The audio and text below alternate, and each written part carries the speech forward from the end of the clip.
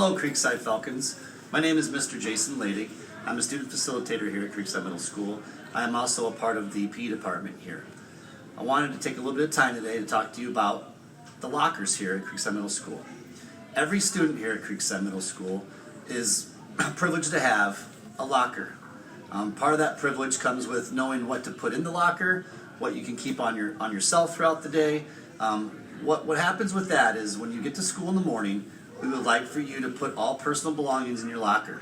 When you're off the bus or out of mom or dad's car, you would come into the building, walk to your locker, open your locker, and then you could place things like coats, lunches, cell phones powered off. Those things could all be in your locker.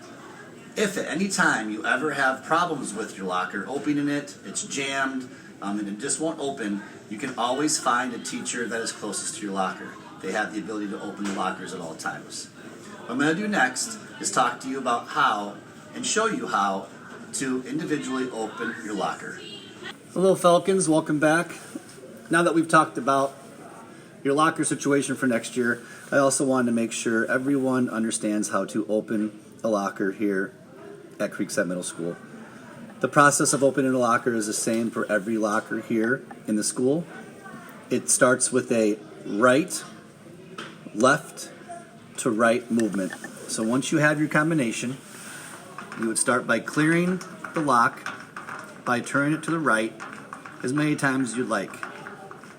Once you have your first number, you then find your first number. This particular first number is 38. Red dot matches the 38, I stop. I then go to the left, past 0, past 0 again to 18.